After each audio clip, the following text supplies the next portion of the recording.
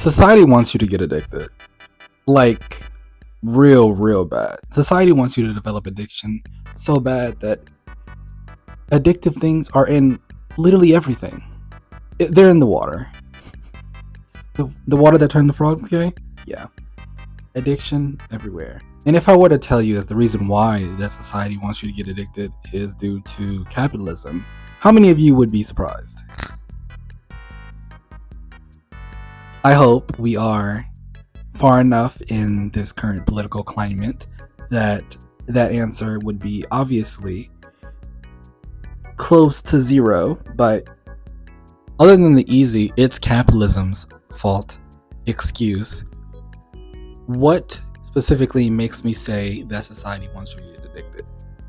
Well, life is terrible, right?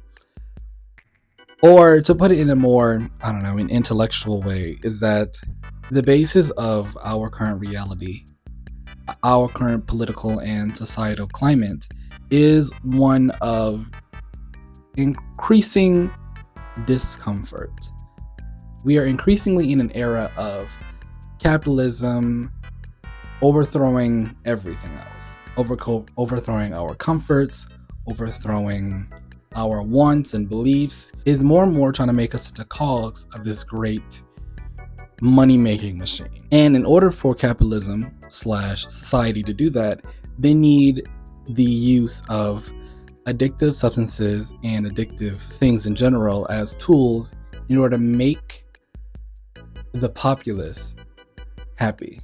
While happiness is a very nebulous term, we are increasingly in an era where happiness is based on our material needs and material desires. The hippies weren't wrong when they said that happiness only comes from within. We are in an era where happiness that originates from within, from a contentment of our place in the universe, our place in reality, is being overthrown by the use of addictive substances in order to substitute happiness. Because if capitalism wants us to become the perfect machines, the perfect cogs in this machine, I should say, we need a modicum of happiness. But if we were truly happy, we wouldn't be in these dead-end jobs, in these back-breaking, arthritis-giving, soul-crushing jobs, right? We wouldn't work the jobs that need to be done, or the jobs that need to be worked. We wouldn't work. So society, its infinite problem-solving capabilities, came up with using addiction as tools. Now, anybody who has a history degree or was there in high school in their history class, you would be the first people to know that society / the government / whatever has used addiction as a tool before. The United States giving opioids to China, Nixon putting crack in the black community. The government / society has always been very eager to use addiction as a tool. But the addiction that I'm talking about and what this video is focused on is not that type of addiction. I like to call that addiction forced addiction. It is the government directly inserting its desires into the populace through the use of these material goods, right? The crack in the black community and the opioids in the Chinese. That's very forced. When I'm talking about addiction I mean a societal, casual addiction. It's the addiction that makes you drink a glass of wine every night in order to soothe the stresses. It's another blunt where another one might not be as advised to say. It is fucking like rabbits. The addiction to things like one night stands and the like. This is not forced. This addiction is not forced. The government is not forcing you to have it. The government is creating situations where these addictive substances are preferable to living life as it is currently, which is, terrible. Though that's not to say that they are altogether different. This is not an apples to oranges comparison. The forced addiction, the opioids and the crack are not different from the situations that made their use so prevalent are shared between the two, between forced addiction and casual addiction, right? Because black people in that time, whenever Nixon put crack in the black community, they were only doing it because their life sucks. And the Chinese are only doing opioids, not because they are like, that's not because that's their natural inclination, but because their life sucks. Forced addiction and casual addiction get their power from life not being the best, right? If you do not have enough privileges to rise above the normal concerns that the working class have to deal with, then it's very tempting to use something like drugs or alcohol or sex or whatever in order to bridge the gap to true happiness, right? You can't be happy in this current situation because, you have to work a dead-end job every day. So in order to make yourself happy, you're using these substances. And that's what I'm talking about. That is the casualness of it. And that's why forced and casual addiction are so similar. Because they originate from the same basic, guiding principle. That your life sucks, so you need something in order to change that. Cool. Now that I finished with that spiel, the introduction, basically, now I want to talk about the two different types of addiction, a layer down. You have forced and casual. A layer down from that is physical addiction and over-reliant. Physical addiction is the addiction that you think of right off the bat. Whenever anybody mentions addiction, it's the addiction that you think of. It's the needle in the arm, it's the spoon in the lighter, it's the white brick, right? It's the addiction of the body, right? It's the need, the psychological, the physical need in order to continue doing something over and over again. Everybody knows that type of addiction.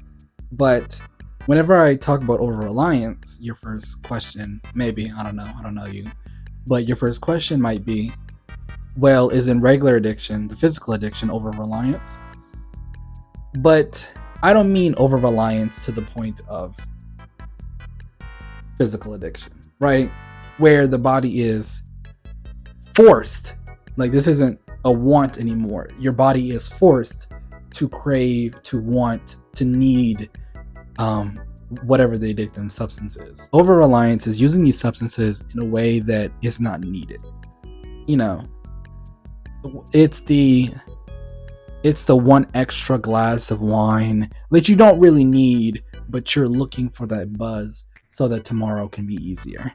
It's the one extra blunt or 2 or 3 or whatever that you feel like you need in order to make yourself calm because work or the kids is stressful.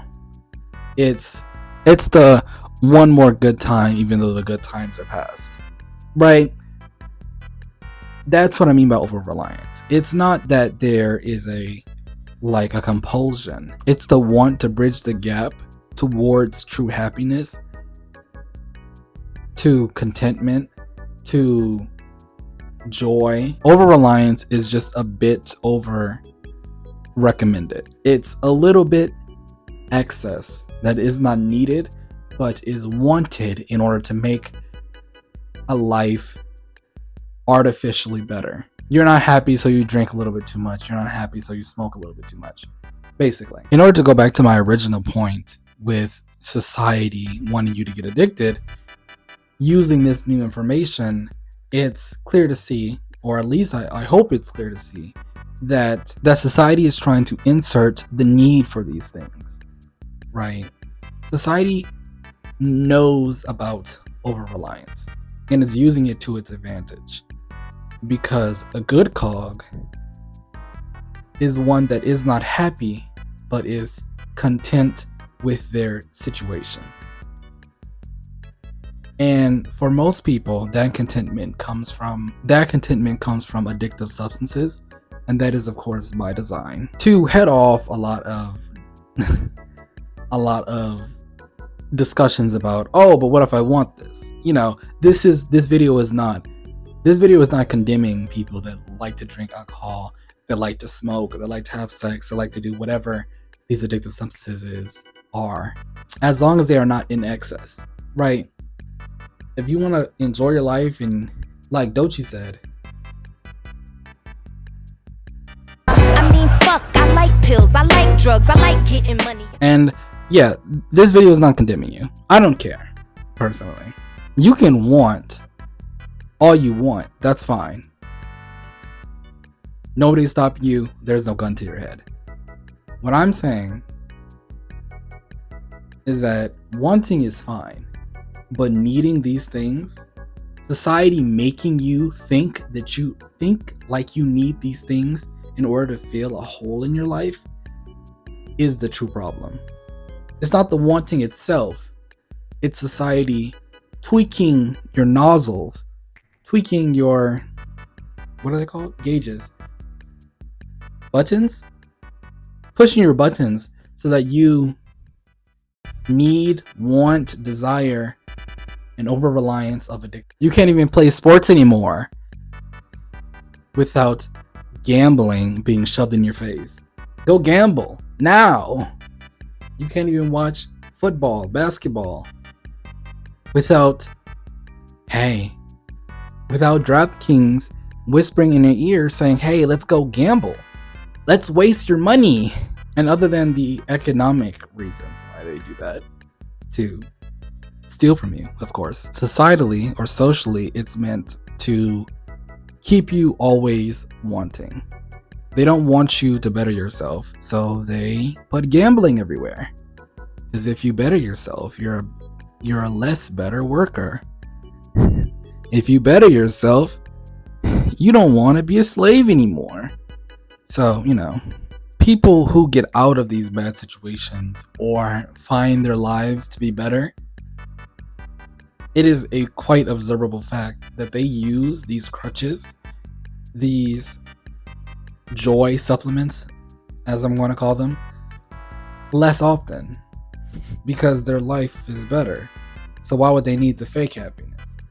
And that's where the problem lies. Society is pushing people to more and more addictive substances, to go further into their own current addictions in order to fill gaps that should already be provided. I think that's the reason why I made this video. Like I said before, this video isn't like a condemnation. I don't particularly care that much, but understanding why and how society is pushing people to do certain things is the first step in order to unlearn them. Because like I said in the beginning, hippies were right when they said that happiness only comes from within. Like, that alcohol, those blunts don't do nothing. And I think understanding that you're being pushed in these directions for, I don't know, society's reasons, bro. That you are being pushed to these addictive substances, not because you want to use them or you want to experiment, but because a somewhat happy worker is a better cog than a miserable one. And like I said in my very first video, which is terrible because the lighting is bad, so don't watch it. But anyway, like I said in the first video, joy is revolutionary, and no matter what they do, they can't take that away.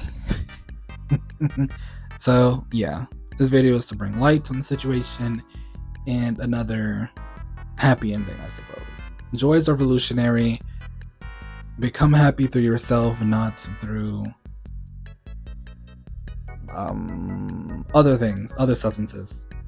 You can use them still. This isn't, again, I'm not your mom. I'm not telling you no. It's just always be careful out there. Society does not like you. If you have a job, if you're part of the working class, society does not like you, so be careful out there. It's been the Overtired Teenager here. Like, comment, and subscribe, and I'll see you next week.